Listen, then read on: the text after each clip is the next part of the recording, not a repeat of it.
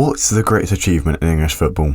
The 99 treble winning side of Manchester United? Or maybe Leicester winning the Premier League? Or maybe even Leicester receiving £80 million for Harry Maguire? Whatever one you picked is wrong. Yes, even the Maguire one. Let me tell you about a time not so long ago from now, where a club riddled in debt and who had been constrained to lower division football dared to dream and complete the impossible. That, of course, being AFC Bournemouth's unbelievable ongoing rise through the football pyramid.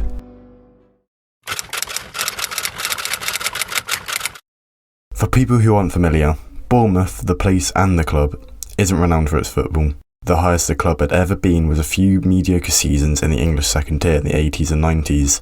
The club rarely got attendances higher than a few thousand throughout its history, and no one in the town really cared about the club. Well, no one that mattered, of course.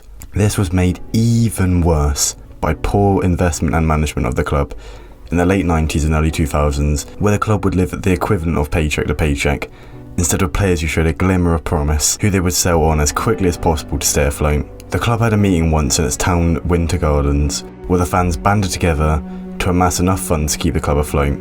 It was a normal occurrence for bailiffs to come into the club shop and take all stock as punishment for unreceived payments. But there was one Thursday evening when we suddenly heard that the bailiffs had come into the club shop and had removed all the stock from the shop.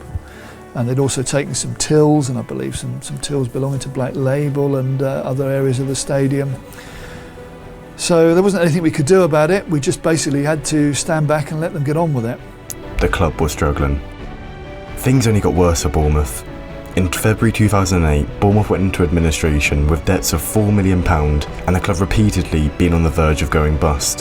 The only reason Bournemouth was in business was due to their very generous chairman, Jeff Mostyn, who would later buy the club in July 2009 with a consortium. But only because under fire chairman Jeff Mostyn invested another six-figure sum of his own money this morning. Without that funding, this club would not have gone beyond Sunday, in my opinion, and next week you could have seen the liquidation and extinction of Bournemouth Football Club. The impact of the administration led them receiving a 10-point deduction in League One and ultimately ended up in relegation to League Two.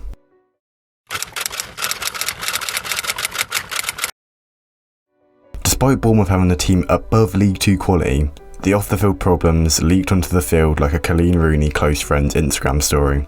They started the season with minus 17 along with Fulham and also Luton, but Luton had a minus 30-point deduction. Unlike Rotherham, Bournemouth got off to an awful start, winning none of their first 4 games.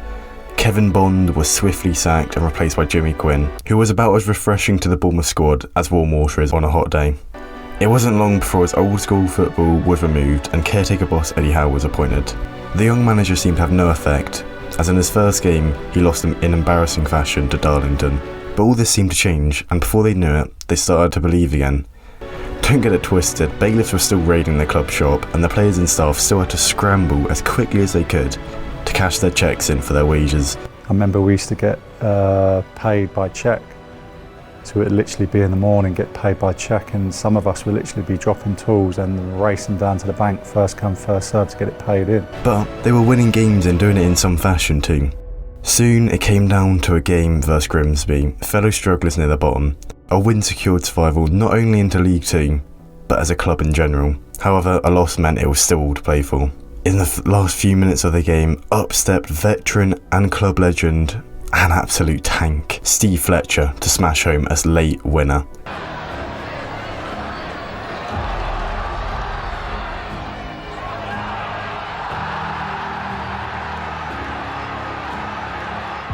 If there's ever a time in my 20-odd year career to score a goal, it has to be now.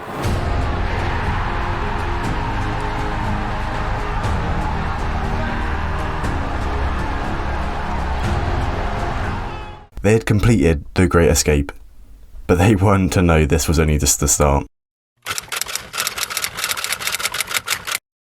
The next season, Bournemouth defied all odds and won promotion back to League One, despite having a transfer embargo. But Howe left for recently relegated Burnley. Howe's successor Lee Bradbury didn't exactly do awfully, however.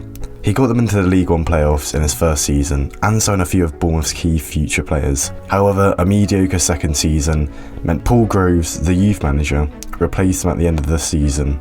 But Bournemouth were soon smacked back down to reality. A poor start to the 2012-13 season meant Paul Groves was out the door, and the revolving door of managers seemed to be set off again at Bournemouth. However, their knight in shining armour was available to rejoin, due to personal issues and him not doing that well at Burnley. Not only did he save them from the pitch of relegation, he managed into England's second tier for the second time in their history. Many tipped them to go straight back down, but they stood their ground and had a promising season, finishing 10th, their highest ever Football League finish. This rise was like climbing Mount Everest. It was never ending. A great start to their second season in the Championship only seemed to carry on until it came down to a match versus Bolton. Mark Bugh scored the first of 3 goals that have sent Bournemouth hurtling to the top division for the first time in their 123-year history. And it still didn't finish there. A collapse by Watford on the final day at Sheffield Wednesday meant they won the Championship. They scored 98 goals and they blitzed away most teams. The impossible was completed, but surely this time Bournemouth's gravy train was going to be stopped. A tough start to life in the Premier League and long-term injuries looked to prove the doubt was right, but a miraculous uplift in form started from December, saw them hit 40 points and stayed up in true Bournemouth fashion as well.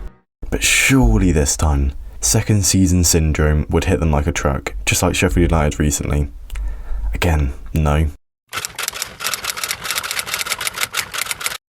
In the second season, Bournemouth finished 9th, and they stayed in the Premier League for 5 years in total.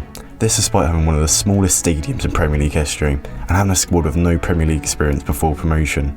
Eddie Howe truly did do the impossible. Not only did he get them all the way to the Prem, he did it playing his own style of football, which was entertaining and energetic for the fans to watch. He also done it with no experience of management before that.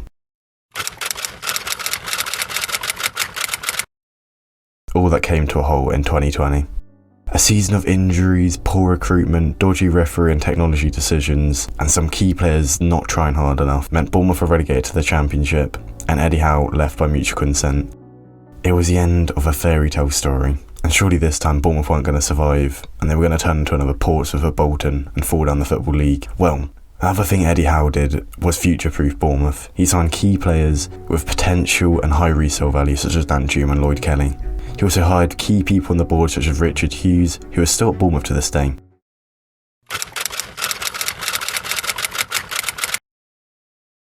A disappointing 2021 season saw them knocked out of the playoffs in heartbreaking fashion, but the arrival of Scott Parker, someone Bournemouth had been scouting since his Spurs youth management days, meant a remarkable season for the Cherries. They finished second, boasting the best defensive record in the league, and only finished off champions Fulham by 2 points. Let's not forget, Bournemouth at best is a League One level club, with its small stadium and Category 3 academy. But Scott Parker uses resources wisely, promoting youth, something that had been lacking for years, and breathing belief into key players such as Solanke, Travers and Billing, another thing that had been lacking for years. And this all paid him back like a high interest loan from Wonga. He reaped the benefits massively. And that leads us to the current day. Bournemouth are preparing for a do or say die season for the future history. They're up against it this season, but one thing we have all learnt from this video is that you should never write off Bournemouth, no matter how unlikely it looks.